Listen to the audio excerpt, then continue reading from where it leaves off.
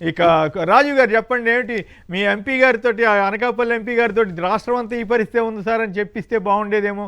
నాగబాబు గారేమో ప్రశ్నించే వాళ్ళందరినీ కుక్కలు నక్కలు అంటాడు. ఇది ఎక్కడ గొడవ? కేఎస్ఆర్ గారు, మీకు మీతో పాటు పాల్గొన్న ప్యానలిస్టులకి, సాక్షి టీవీ న్యూస్ ఛానల్ వీక్షకులందరికీ కూడా నా హృదయపూర్వక నమస్కారాలు, శుభోదయం. ముందు నాగబాబు గారు అంశాన్ని మాట్లాడితే, అధికార మదం తలకెక్కిపోతే ఈ రకమైనటువంటి మాటలే వస్తాయని నాకైతే అనిపిస్తుంది. ఎందుకంటే నాగబాబు గారి ఆ సినీ కెరీర్ లో ఎలాగ ఆయన పెద్దగా విజయాలు లేవు అనుకోండి, రాజకీయ జీవితంలో కూడా వ్యక్తిగతంగా విజయాలు ఏం లేవు. సరే, వాళ్ళ తమ్ముడికి వచ్చి విజయాన్ని ఏదో ఈయన విజయం, అయిన పార్టీ నాయకుడిగా ఆ విజయం అనేటువంటిది నాగబాబు గారు మీరు గుర్తుపెట్టుకోవాలి. మీకు వచ్చిన విజయం లాటరీ. వైఎస్ఆర్ కాంగ్రెస్ పార్టీ విజయం అనేది ఓ హిస్టరీ, దాన్ని మర్చిపోవద్దు నాగబాబు గారు.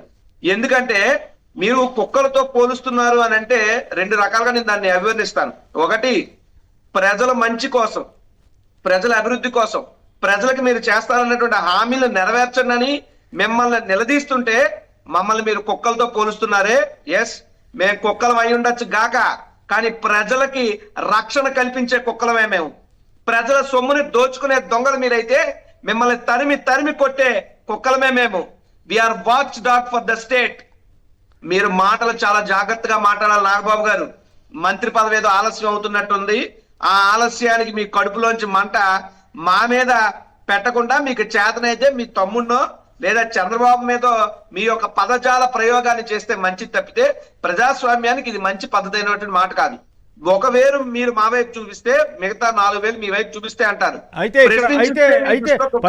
ఇంకోటి, ఆ రెడ్డి ఈ రెడ్డి అని చెప్పి రెడ్లను కూడా అవమానించినట్లుగా సోషల్ మీడియాలో వస్తుంది. అది వాస్తవమేనా సార్? ఇక్కడ మీరు గమనించండి సార్, చాలా స్ట్రాటజికల్ గా పవన్ కళ్యాణ్ కానీ, లేదంటే కొంతమంది ఇప్పుడు నాగబాబు గారు లాంటి వాళ్ళు కానీ కాపులకి రెడ్లకి లేనటువంటి కొత్త వైరాన్ని సృష్టిస్తున్నారు. వీళ్ళు యాక్చువల్లీ కాపులకి యాంటీ ఎవరు అంటే కమ్మవారు అనేటువంటిది ఒకప్పుడు ఉండేది, వంగవీటి మోహన్ రంగ గారి హత్యలు కానీ, గత చరిత్ర కానీ. కానీ ఇక్కడ ఏంటంటే కొత్త భాష్యాన్ని పలికిస్తూ కాపులకి రెడ్లకి కూడా వైరాన్ని క్రియేట్ చేయాలనేటువంటి ఆలోచనలో నాగబాబు గారు ఇప్పుడు రెడ్ల గురించి ఈ విధంగా నాగబాబు మాట్లాడగానే రెడ్లలో కొంతమంది ఖచ్చితంగా రియాక్ట్ అవుతారు కదా. రియాక్ట్ అయినప్పుడు ఏం చెప్తున్నారు? అగో మళ్ళీ మన కాపోడిని అన్నారే, నేను కూడా కాపోడినే. కాపోడు అయినంత మాత్రాన కాపులకి రెడ్లకి మధ్య నీ రాజకీయంగా నువ్వు అభివృద్ధి చెందడం కోసం, రాజకీయంగా చలికాచుకోవడం కోసం కాపులకి రెడ్లకి మధ్య ఒక వైరాన్ని, మంటల్ని సృష్టించాల్సినంత అవసరం ఏమొచ్చిందని చెప్పి నాగబాబు గారిని అడుగుతున్నా. నాగబాబు గారు రెడ్ల గురించి మాట్లాడినా, లేదంటే వైఎస్ఆర్ కాంగ్రెస్ పార్టీ గురించి మాట్లాడినా, ఇదంతా కూడా రాజకీయ ఇంగిత జ్ఞానం లేకపోవడం వల్ల వచ్చినటువంటి మాటలు. ఎందుకంటే ప్రశ్నిస్తే కుక్కలంటే మరి ప్రశ్నించడానికే పార్టీ పెట్టిన పవన్ కళ్యాణ్ గారు ఏమవుతారు? ప్రశ్నించడానికే పనిచేస్తున్నటువంటి జన సైనికులు ఏమవుతారు? మీరు అధికారంలో ఉన్నప్పుడు ప్రశ్నిస్తే మీరు హీరోలా? మీరు అపోజిషన్ లో ఉండి మేము అధికారంలో ఉండి మమ్మల్ని మీరు ప్రశ్నిస్తే మీరు హీరోలు, మనల్ని ఎవరు ఆపేది అంటారు. అదే మీరు అధికారంలోకి వచ్చి మీ తప్పులను, మీ అన్యాయాలు, మీ అవినీతి, మీ అక్రమాలని మేము ప్రశ్నిస్తే మమ్మల్ని కుక్కలని అంటారా? ఇది ఖచ్చితంగా నాగబాబు గారి యొక్క మాటల్ని విత్డ్రా చేసుకుని బాహ్య సమాజానికి ఖచ్చితంగా క్షమాపణ చెప్పాలి. లేదంటే పవన్ కళ్యాణ్ కూడా ఆయన కుక్కని తిట్టినట్టే అర్థం అవుతుంది. ఇంకా అంతకన్నా మనం ఏం చెప్పలేము దీని మీద. Right, okay. ఇక మరి సీఎం రమేష్ దాని మీద కూడా సంక్షిప్తంగా ఒక మాట చెప్పండి. సీఎం రమేష్ గారు రాసినటువంటి లేఖ ఖచ్చితంగా అది ఒక మా ప్రాంతంలోనే కాదు, విశాఖపట్నం మొత్తం, ఉత్తరాంధ్ర మొత్తం ఒకప్పుడు చాలా సౌమ్యంగా ఉండే ప్రాంతం. ఈ రోజు ఈ ప్రాంతంలో అక్రమాలు, అవినీతి, అరాచకం. ఇది ఎందుకు నేను చెప్తున్నా అంటే, చంద్రబాబు నాయుడుకి అధికారం ఇస్తే ఏం జరుగుతుంది? అవినీతి, అణచివేత, అరాచకం, అక్రమాలు, అక్రమార్జన.